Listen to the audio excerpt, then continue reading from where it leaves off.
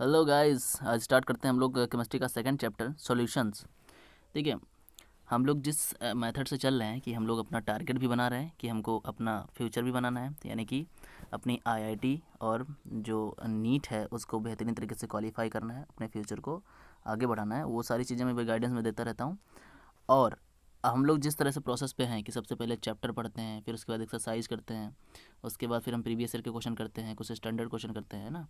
तो ये सारी चीज़ें लेके चलिए, आप ज़रूर अपने ट्वेल्थ के साथ साथ अपने टारगेट पे भी आसानी से पहुंचोगे। ओके, चलो स्टार्ट करते हैं। सोल्यूशन, देखो सोल्यूशन क्या होता है। बेसिकली सोल्यूशन का मतलब वही है, घोल है ना। यानी कि हम समझ सकते हैं कि इसमें क्या क्या मिला देते हैं सोल्यूशन में। सॉल्वेंट यानी कि कोई एक्स्ट्रा चीज़, और प्लस वाटर। वाटर यानी वाटर एक तरह का सॉल्वेंट है, सॉरी। और प्लस हम क्या मिलाते हैं, सॉल्यूट, यानी कि कोई उसके ऊपर से कोई एक्स्ट्रा चीज़। ठीक है, सॉल्वेंट जो होता है वो आपका वाटर है। ठीक है, तो ये यूनिवर्सल सॉल्वेंट है, सॉल्वेंट है एक तरह से, ये समझ लीजिए। बस ये कहा जाता है बेसिकली कि जो सॉल्यूट होता है वो हमेशा सॉल्वेंट से कम ही होता है, लेसर देन सॉल्वेंट। ठीक, तो ऐसे समझ सकते हो आप लोग कि सॉल्यूशन में क्या क्या आता है। सॉल्यूशन में हम लोग सॉल्वेंट में सॉल्यूट डालते हैं। ठीक है, एग्जाम्पल के लिए बेसिकली ऐसा समझ सकते हो, जैसे मान लो हमने वाटर लिया। ठीक है, अब जैसे मैं एक एग्जांपल यहाँ पे दे दूँ, सिरप है, सिरप एक शरबत हो गया। ठीक है, सिरप, इसमें हमने वाटर लिया, वाटर हमारा क्या हो गया, सॉल्वेंट हो गया। और इसमें मैंने शुगर मिला दी, शुगर हमारा क्या है, सॉल्यूट है। ठीक है, तो ये एक तरह से केस बन गया सॉल्यूशन का। ठीक है, तो सिरप सॉल्यूशन हो गया, वाटर हमारा होगा सॉल्वेंट, शुगर होगा हमारा सॉल्यूट। ठीक है, तो देखिए ऐसी सारी चीज़ें होंगी, अलग अलग हम लोग देखेंगे, और भी बहुत सारे टाइप के होते हैं। ठीक है, कोई ज़रूरी नहीं है कि यही हो। तो देखो बेसिकली ये सब आप पढ़ चुके हो कि होमोजीनियस क्या होता है, हेट्रोजीनियस क्या होता है। ठीक है, तो ये सब चीज़ें आपको ज़्यादा एक्सप्लेन करने की ज़रूरत नहीं है। बाकी आप यहाँ देख सकते हो टाइप ऑफ सोल्यूशन सबसे पहले स्टार्ट होता है। यहाँ पे आप देखेंगे एक गैसियस सोल्यूशन होता है, लिक्विड सोल्यूशन होता है, सॉलिड सोल्यूशन होता है। ठीक है, तो गैसियस सोल्यूशन में आप यहाँ पे देख सकते हो क्या होता है, गैस, गैस। ठीक है, और यहाँ पे देखोगे लिक्विड गैस, सॉलिड गैस। ठीक है, तो इसमें कुल मिलाकर के गैसीय सॉल्यूशन कहलाएगी। ठीक है, यहाँ एग्जांपल भी दे रखा है कि mixture of oxygen nitrogen gas, mixture of nitrogen gas chloroform के साथ, कैम्फर इन नाइट्रोजन गैस। ठीक है, ये सारे एग्जांपल हैं। ये बिल्कुल आराम से बैठ करके इनको आप थोड़ा सा पढ़ोगे तो बिल्कुल आपको याद हो जाएगा। ठीक है, सेकेंड होता है लिक्विड सोल्यूशन, जिसमें गैस एक लिक्विड होगी। ठीक है, मीन्स लिक्विड जो है वो सॉल्वेंट होना चाहिए। अगर लिक्विड सॉल्वेंट है तो वो लिक्विड वाला हो जाएगा, अगर गैस सॉल्वेंट है तो वो गैस वाला हो जाएगा, अगर सॉलिड सॉल्वेंट है तो वो सॉलिड सॉल्यूशन हो जाएगा। ठीक है, तीन टाइप के सॉल्यूशन हो गए। कोई डाउट, आराम से पढ़ते जाइए, समझते जाइए। फिर एक्सप्रेसिंग कॉन्सेंट्रेशन, देखिए अभी हम लोग क्या कर रहे हैं कि हमारा जैसे टारगेट बन चुका है 45 डेज़ का। ओके, तो 45 डेज़ में मुझे फिनिश करना है। तो मैं आपको क्या करूँगा, आप बिल्कुल घबराए नहीं कि आपका कुछ मिस हो रहा है, कुछ छोड़ रहा हूँ। मैं सारी चीज़ें ओके करके दूंगा, क्योंकि मैं केवल आपको बोर्ड पॉइंट ऑफ व्यू से नहीं पढ़ा रहा। ठीक है, मेरा टारगेट है आपको डॉक्टर और इंजीनियर बनाना। ठीक है, तो मैं उस पॉइंट ऑफ व्यू से लेकर के चल रहा हूँ क्लासेस। ठीक है, तो आप टेंशन मत लीजिए, बस पहले मुझे अपना काम करने दीजिए, आप मेरे साथ लगे रहिए। ठीक है, आपको 45 दिन के बाद जब आपको 45 डेज़ पता चल जाएगा, ठीक है, 45 डेज़ आपका ओके हो जाएगा, तब आपको ऑटोमेटिकली मतलब आपके माइंड में आ जाएगी कि ये चीज़ें हो कैसे रही हैं, तो हम लोग कर क्या रहे हैं। ठीक है, तो आप टेंशन बिल्कुल ना लें, वो मेरी पूरी रिस्पॉन्सिबिलिटी है, मैं उसका खुद खुद पूरा जिम्मेदार हो जाऊँगा। ठीक है, चलो स्टार्ट करते हैं। तो सबसे पहली चीज़ आती है कंपोजिशन, कंसंट्रेशन। कंसंट्रेशन मतलब कि उसमें क्या क्या चीज़ें मिली हैं। ठीक है, तो पहला नंबर मास परसेंटेज आता है। मास परसेंटेज में जैसे भी हम कर लेते हैं कि कैल्शियम कार्बोनेट है। ठीक है, फॉर एग्जांपल, ठीक है, कैल्शियम हो गया 40 इसका मास, कार्बन का हो गया 12,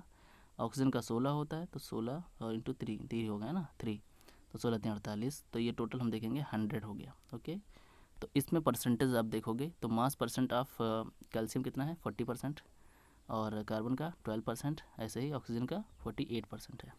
तो मास परसेंट कैसे निकालते हो, basically mass of component of a in solution, उसका मास कितना है और नीचे टोटल मास। ठीक, तो ये होता है, हम ये कह सकते हैं कि mass of solute upon mass of solvent, ठीक, इंटू 100, तो मास परसेंट निकल आएगा आसानी से, कोई डाउट नहीं, अपने परसेंट पढ़ रखा है तो वही चीज़ है। ठीक है, ऐसे ही अब ये चीज़ ध्यान रखिए, मास परसेंट ऐसे वॉल्यूम परसेंट होगा तो वॉल्यूम के वॉल्यूम हो जाएगा और कोई फ़र्क नहीं पड़ता। ठीक है, तो वही वॉल्यूम ऑफ कंपोनेंट हो जाएगा, नीचे वॉल्यूम ऑफ सॉल्यूशन हो जाएगा। सेकंड केस में अगर हम वॉल्यूम परसेंटेज निकालते हैं, ठीक है, वॉल्यूम परसेंट निकालेंगे अगर, तो क्या हो जाएगा ऊपर, volume of solvent, volume of solution into 100, ठीक है, बस यही चेंजिंग आएगी। क्लियर, आगे बढ़िए। मास बाई वॉल्यूम परसेंट, ठीक है, जैसे यहाँ तीसरा केस है mass by volume, mass by volume, ठीक है। तो ये देखिए क्या होगा कि इस केस में ये है commonly use medicine and pharmacy, pharmacy में यूज़ किया जाता है ये केस, आप पढ़ोगे आगे जब डॉक्टर बनते हो तब मेडिसिन और फार्मेसी में। तो ये है mass by volume percentage. It is इसका जो मतलब होता है कि जो सॉल्यूट है, ठीक है, जो सॉल्यूट डिजॉल्व करते हैं वो 100 ml में, ठीक है, सॉल्यूशन, यानी कि अगर हम सॉल्यूट का 1 ग्राम लेते हैं तो वो किस में मिलाते हैं, 100 मिलीग्राम ऑफ सॉल्यूशन में, ठीक है। तो ये निकल आता है, अब इंटू 100 कर दोगे तो ये निकल आएगा आपका क्या, मास बाई वॉल्यूम परसेंटेज, ठीक है। तो ये चीज़ ध्यान रखिए। फिर अगला आता है पार्ट पर मिलियन, यानी 10⁻⁶। यहाँ पे देखिए, और ये देखिए भैया कि इसको मैं थोड़ा जूम कर लूँ और आपको समझा दूँ कि ये इंपॉर्टेंट है। तो ये पार्ट पर मिलियन याद रखिएगा, आप न्यूमेरिकल भी करोगे तो बार बार दिखेगा। पार्ट पर मिलियन मतलब यही है कि number of part of component, ठीक है, और नीचे टोटल, ठीक है, आप सॉल्यूशन का कंपोनेंट और इंटू 10⁻⁶ पार्ट पर मिलियन, ठीक है, ppm। बिल्कुल ध्यान दीजिएगा इसको, बाकी न्यूमेरिकल करोगे तो बिल्कुल आइडिया हो जाएगा आपको कि पार्ट पर मिलियन होता क्या है। यानी कि जो सॉल्यूट होता है वो कितने परसेंट होना चाहिए इन ट्रेस क्वांटिटी, ठीक है। It is convenient to express concentration in part per million. तो ये बेसिकली यहाँ पर डिफाइन किया गया है, ठीक है। फिर आता है mole fraction, very important topic है मोल फ्रैक्शन, आपको पता भी होगा। मोल फ्रैक्शन मतलब कि ये भी होता है एक तरह का पार्ट, वो परसेंटेज था, ये है मोल फ्रैक्शन, ठीक है। तो मोल फ्रैक्शन देखो बेसिकली मैं समझा दूं कि सपोज दैट आपके पास है सॉल्यूट, ठीक, सॉल्यूट है और सॉल्वेंट है, ठीक है, दोनों मिलके क्या बना रहे हैं, सॉल्यूशन, ठीक है। चलो मैं एक अलग पेज ले लेता हूँ। हाँ, तो देखो सबसे पहली चीज़ कि आपने क्लास 11th में ही पढ़ा होगा मोल, ठीक है। तो सबसे पहले आपको मोल के बारे में पता होना चाहिए कि मोल होता क्या है। तो मोल जो होता है वो W/m, ठीक है, वेट ऑफ सॉल्वेंट और नीचे है मॉलिक्यूलर वेट, ठीक है। ये चीज़ ध्यान रखिए, मोल निकालने का तरीका होता है। तो यहाँ एक्चुअली मोल की बात होती है, इसलिए मोल फ्रैक्शन कहलाता है। तो हम लोग मोल फ्रैक्शन पढ़ रहे हैं। तो मोल फ्रैक्शन का सीधा सा मतलब है कि आप समझ लीजिए ऐसे कि ये आपके पास सॉल्यूट है, ठीक है, और फिर सॉल्वेंट है, दोनों हमने मिला दिया तो हमारे पास सॉल्यूट और सॉल्वेंट मिल करके क्या बन गया, सॉल्यूशन, ठीक है, ये बन गया सॉल्यूशन, ठीक। अब देखिए अगर इस सॉल्यूट को वैसे चाय से डिनोट करते हैं, इसको बोलते हैं चाय, ठीक है, आप ध्यान रखिएगा। तो इसको मैं एक्स बोल दे रहा हूँ, ठीक है, ये हमारा एक्स ए मान लिया हमने, सॉल्यूट को एक्स ए मान लिया, ठीक है, ये मोल है एक्चुअली हमने मान लिया, और सॉल्वेंट का जो मोल है वो हमने एक्स बी मान लिया। तो टोटल मोल 1 आ गया, 1 सॉल्यूशन का मोल आ गया, ठीक है। अब हमें मोल फ्रैक्शन निकालना है, मोल फ्रैक्शन ऑफ सॉल्यूट अगर हमें निकालना है, ठीक है। तो जिसका निकालना हो उसका मोल ऊपर रखते हैं, तो ऊपर क्या रखेंगे, मोल ऑफ सॉल्यूट, ठीक है, मोल ऑफ सॉल्यूट ऊपर रखेंगे क्योंकि सॉल्यूट का हमने पूछा है यहाँ पे, और नीचे रहेगा टोटल मोल, ऑल मोल कितना है, मतलब पूरे कंपोनेंट का, इस पूरे का मोल कितना है वो नीचे रखेंगे, ठीक है। तो ये निकल आएगा मोल फ्रैक्शन ऑफ सॉल्यूट। बिल्कुल ध्यान से समझिएगा, न्यूमेरिकल में काम करेगा, ठीक है। चलो आगे बढ़ते हैं। तो अब यहाँ देख रहे हैं कि आपका मोल फ्रैक्शन ऑफ सॉल्यूट कितना आ जाएगा, मोल फ्रैक्शन ऑफ सॉल्यूट कितना आ जाएगा, ध्यान से देखिए, वहाँ पे कितना था एक्स ए और नीचे total x A plus X B, ठीक है। सिमिलरली अगर मोल फ्रैक्शन ऑफ सॉल्वेंट आप निकालोगे तो क्या होगा, मोल ऑफ सॉल्वेंट, तो मोल ऑफ सॉल्वेंट क्या था एक्स बी और नीचे टोटल मोल यानी कि x A plus X B. Okay, अब आपने देखा था कि मोल फ्रैक्शन दोनों मिला करके 1 हुआ था, तो आप दोनों देखेंगे, ये दोनों मिला दीजिए तो आप देख पाओगे कि ये 1 हो रहा है, कैसे, तो x A upon x A plus X B plus ये सॉल्यूट का हो गया, ठीक है, मोल फ्रैक्शन ऑफ सॉल्यूट का हो गया ये, ठीक है। अब मोल फ्रैक्शन ऑफ सॉल्वेंट का एक्स बी, फिर हो गया X A plus X B, mole fraction of solvent हो गया। दोनों मिलाओगे तो देखो डिनोमिनेटर सेम है तो न्यूमरेटर ऐड हो गया, तो ये हो गया X A plus X B, नीचे भी हो गया X A plus X B, दोनों कैंसिल आउट हो गए तो आ गया 1, ठीक है, जो कि सबसे पहले बात लिखी थी। तो समझ में आ गया होगा आपको कि मोल फ्रैक्शन क्या होता है, ठीक है। बस इतना ध्यान रखिएगा कि मोल फ्रैक्शन मतलब कि ऊपर हमें जिसका मोल फ्रैक्शन पूछा है उसका मोल लिखते हैं और नीचे पूरे जितने पूरे कंपोनेंट हैं, ठीक है, यानी कि टोटल। देखिए आपके सामने बहुत बढ़िया प्यारा सा क्वेश्चन है, दिख रहा है आपको, बिल्कुल उसी मोल फ्रैक्शन का ही है। पूछा calculate the mole fraction of ethylene glycol, ठीक है, इसका मोल फ्रैक्शन बताना है, मतलब मोल फ्रैक्शन इसका निकालना है। तो हमने क्या बताया था कि इसी का मोल ऊपर होना चाहिए, यानी कि हमें क्या निकालना पड़ेगा, मोल ऑफ इथाइलिन ग्लाइकोल, ठीक है, इथाइलिन ग्लाइकोल का मोल चाहिए और नीचे मोल ऑफ ऑल कंपोनेंट, ठीक है, तो पूरे कंपोनेंट का मोल चाहिए, तो हमारा निकल आएगा आसानी से, ठीक है। तो देखो इस चीज़ को करने के लिए अब यहाँ पे क्या है, परसेंट का केस है, तो परसेंट केस में आप अज्यूम कर लीजिए कि मान लेते हैं पूरा सोल्यूशन जो है, यानी कि ये ग्लाइकोल और प्लस वाटर यानी कि सॉल्वेंट दोनों मिला करके मान लेते हैं 100 ग्राम का सोल्यूशन है। तो 100 ग्राम का सोल्यूशन मतलब 100%, तो उसमें 20 ग्राम क्या हो जाएगा, ग्लाइकोल हो जाएगा। मीन्स अब फिर क्या निकालना होता है, नीचे मॉलिक्यूलर वेट होता है, यानी कि मोल निकालने के लिए हमें क्या करना पड़ता है, सिंपली अगर मोल निकालोगे, मोल फ्रैक्शन तो बाद में निकले, पहले मोल निकालना ज़रूरी है, जो कि क्या होता है W/m। तो आप देखोगे 20 ग्राम हो गया पूरे सोल्यूशन में, और मॉलिक्यूलर वेट क्या होगा ग्लाइकोल का, यहाँ पे निकाला गया है, आप देख सकते हो 62 ग्राम आया, ठीक है। तो 20/62 ग्राम ये मोल निकल के आएगा किसका, ग्लाइकोल का। वाटर का मोल निकालोगे तो बाकी बचेगा कितना, 80। अब सोल्यूशन है तो 20 ग्राम अगर उसमें ग्लाइकोल हो गया तो 80 ग्राम पानी होगा, जाहिर सी बात है, इस बात को आप समझें, ठीक है। 20 ग्राम आपका क्या हो गया, अब ये हमने 100 ग्राम माना है सोल्यूशन को, तो ये परसेंटेज हट गया, यानी 20 ग्राम हो गया, तो 20 ग्राम ग्लाइकोल है तो 80 ग्राम वाटर हो गया।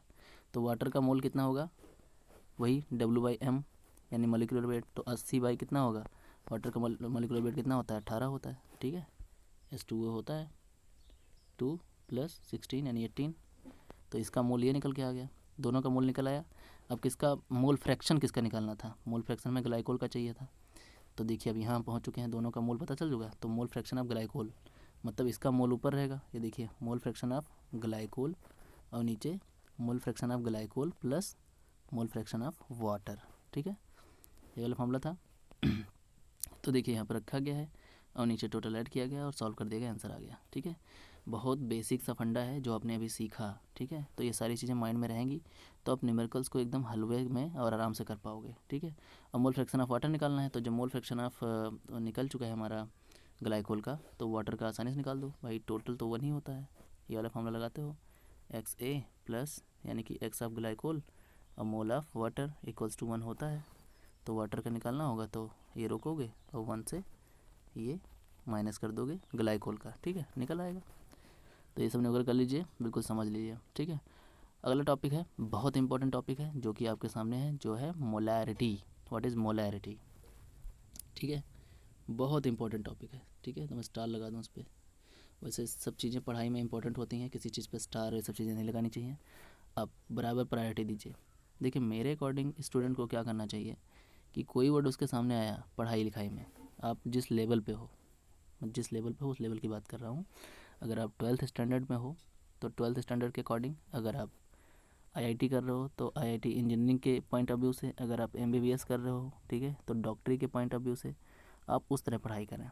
कहने का सेंस, आपके सामने एक वर्ड आया मोलैरिटी, तो चाहे मोलैरिटी हो, चाहे डिज़ोल्व हो, चाहे क्यूबिक डेसीमीटर हो, चाहे कोई भी वर्ड हो, इसमें आपका ये आपके लेवल का जितना वर्ड यहाँ लिखा है ये सब आपके लेवल का है, तो आप इसको अच्छे से समझिए, अच्छे से पढ़िए, ठीक है, तो आगे का मामला एकदम क्लीन रहेगा। चलो स्टार्ट करते हैं मोलैरिटी। तो मोलैरिटी पहले समझ लेते हैं कि होती क्या है, पूरी बात मैं समझा दूँ मोलैरिटी का। देखिए यहाँ पे साफ साफ लिखा है मोल ऑफ सोल्यूट, यानी mole of solute, number of mole of solute dissolve in 1000 gram of, यानी 1000 ml ऑफ सोल्यूशन, इस चीज़ को ध्यान रखिए, ठीक है। और बस यही चीज़ होती है और कुछ होता नहीं है, तो मैं मोल के बारे में समझा देता हूँ डिटेल में। देखिए पहले हम लोग समझ लेते हैं, फिर ये न्यूमेरिकल नीचे करेंगे, न्यूमेरिकल नंबर 2.2, ठीक है। हाँ, तो मोलैरिटी से स्टार्ट करेंगे। देखिए मोलैरिटी होती क्या है, मोलैरिटी को कैपिटल एम से शो करते हैं पहली बार, और ये होता है W/m, यानी कि ग्राम ऑफ सॉल्यूट, ठीक है, dissolve in 1000 ml of volume of solution, ठीक है, ये फार्मूला होता है, ठीक है, इस फार्मूले को आप ध्यान रखिएगा। देखिए W/m हमेशा क्या होता है, मोल होता है, इस चीज़ को ध्यान रखिए, ये होता है मोल, यानी कि नंबर ऑफ मोल्स, ठीक है। तो वह number of moles dissolve in 1000 ml of water या 1000 ml ऑफ सॉल्वेंट, इस चीज़ को ध्यान रखिए, ये सॉल्वेंट होता है। तो 1000 ml ऑफ सॉल्यूशन अगर सॉल्वेंट में डिजॉल्व किया जाता है जितना मोल, उसी को कहा जाता है मोलैरिटी। ठीक है, ये फार्मूला ध्यान रखेंगे तो आप कोई भी न्यूमेरिकल आसानी से कर पाओगे। ठीक है, अभी मैं समझाता भी हूँ कि कैसे न्यूमेरिकल होंगे आसानी से। पहले इनके बारे में समझो कि ये एक एक टर्म्स हैं क्या। ये मास है, ठीक है, मास ऑफ सॉल्यूट, ठीक है, और ये है वेट ऑफ, यानी कि कितना पार्ट उसमें है, वेट ऑफ सॉल्यूट। ठीक, तो ओवरऑल ये दोनों मिलकर के बनाएंगे मोल्स, और ये होगा वॉल्यूम, ठीक है, ऑफ सॉल्वेंट। तो ये सारी चीज़ें अगर माइंड में क्लियर रहती हैं तो आप बिल्कुल आसानी से न्यूमेरिकल कर पाते हो। ठीक है, तो जैसे मैं कह दूं, एक न्यूमेरिकल ले लेता हूँ कि how many moles are there, how many moles are there in 36 gram of water. अब हमने एक क्वेश्चन पूछा आपसे कि 36 ग्राम में कितने मोल हैं। ठीक है, तो मोल निकालने के लिए क्या करना पड़ता है, सीधा फॉर्मूला है समझने के लिए कि मोल लिखते हैं और W/m निकालते हैं। तो W हमारा क्या दिख रहा है 36 ग्राम, और मॉलिक्यूलर वेट वाटर का क्या होता है 18, यानी कितने मोल है 2 मोल है। ठीक है, तो ये मैंने टोटल ऐसे ही मोल नॉर्मली पूछा है, ये कोई वैसा क्वेश्चन नहीं है। लेकिन अगर अलग से किसी चीज़ के बारे में पूछा जाता है, ठीक है, तो बस इतना ध्यान रखना कि जिसके बारे में पूछा जाए उसका वेट ऊपर इन ग्राम, ठीक है, और नीचे मॉलिक्यूलर वेट, तो क्या निकल आता है मोल। और उसी मोल को अगर हम लोग क्या करें, तो ये मोल हमने उठा लिया, इसी मोल को अगर हम लोग 1000 ml ऑफ वॉल्यूम में घोल डालें तो ये मिल जाती है मोलैरिटी। ठीक है, अब देखिए यहाँ क्वेश्चन आपके सामने है, अब इसमें सबसे पहले मोल निकाला गया है, फिर मोलैरिटी निकाली गई है, ये पूरी चीज़ें की गई हैं। मेरा फार्मूला क्या था इसको सॉल्व करने का कि molarity equals to W/m into V into 1000। ठीक है, ये फार्मूला था। अब देखिए W यानी वेट कितना है 5 ग्राम, यहाँ रख देंगे, अपॉन मॉलिक्यूलर वेट इसका कितना होगा NaOH का, ये आप निकाल लीजिए। ठीक है, सोडियम का 23 होता है, ठीक, प्लस ऑक्सीजन का 16 होता है, हाइड्रोजन का 1 होता है, तो टोटल कितना आ जाएगा आप देखोगे यहाँ से 40 आ जाएगा। ठीक है, और वॉल्यूम कितना आपको दिख रहा है यहाँ पे देखिए लिखा हुआ है 450 ml, तो 450 ml, ठीक, इंटू यहाँ क्या होगा 1000, ये कैंसिल ये कैंसिल, ठीक है, ये ज़ीरो कैंसिल, 5 से काटा 5 9 जा 45, अब फिर यहाँ से ऊपर कितना बचा 10 और नीचे बचा 36। ठीक है, तो आप देखेंगे ये हो जाएगा आगे ऊपर 10 नीचे 36, फिर और काटोगे 2 5 जा 10, 2 1 जा 2 जा 16। ठीक है, अब क्या करेंगे 18 से 5 को डिवाइड कर देंगे। ठीक है, तो ये कितना हो जाएगा 0 पॉइंट कितना होगा 18 2 जा 36, बच जाएगा कितना 14, फिर 0 बढ़ जाएगा कितना होगा 7 जा जाएगा, तो कितना हो जाएगा 36। फिर देखिए ये आ गया आंसर, एक 1 टाइम्स हो जाएगा तो 77 आएगा।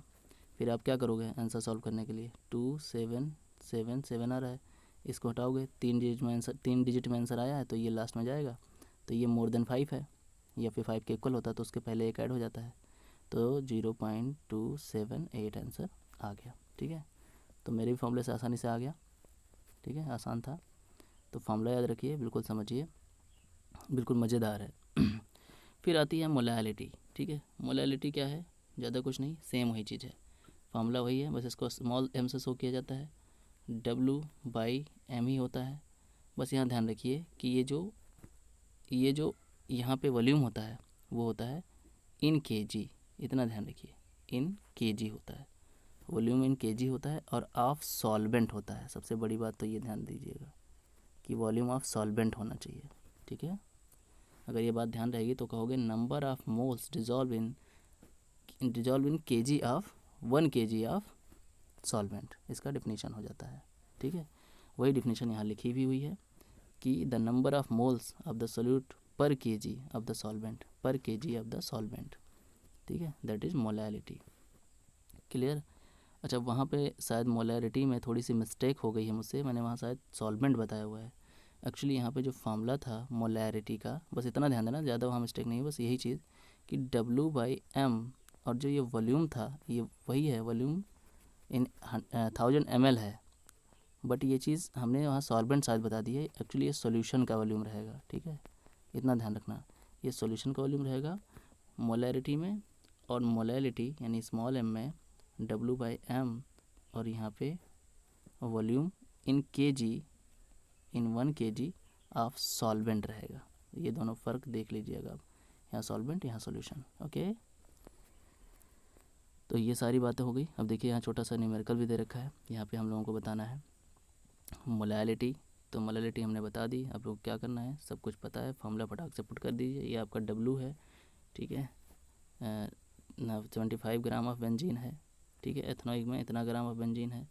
तो आप क्या करेंगे, देखेंगे कि इसमें जो है सॉल्वेंट क्या है, और उसके बाद फाइनली हम लोग मोलैलिटी निकालने के लिए मोल निकालेंगे। अब मोल निकालने के बाद हम लोग उसको यहाँ पे 1000 यानी कि 1000 ग्राम करो या 1 kg आप वॉल्यूम कर देना, और आपका मोलैलिटी निकल आएगी, ठीक है।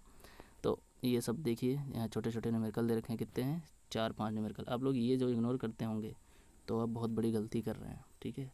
और जो बच्चा ये करता चल रहा होगा वो एकदम स्मार्ट बनता जा रहा है, और फिर आगे उसको बहुत मज़ा आने वाला है, क्योंकि आगे उसको जब मैं कोई भी बात बताऊँगा तो वो एकदम स्पीडली फटाफट करेगा, ठीक है, कोई प्रॉब्लम नहीं होगी। ओके स्टूडेंट, तो आज का लेक्चर यहीं पे ड्रॉप करते हैं, आगे हम लोग आगे से स्टार्ट करेंगे सॉल्युबिलिटी से, ठीक है। और आप लोग सारा काम करते रहिए, कुछ छोड़िए नहीं, और मैं अब थोड़ी स्पीड बढ़ा दूंगा, और हर चीज़ें टाइम टू टाइम आपको मिलते रहेंगी। Okay students.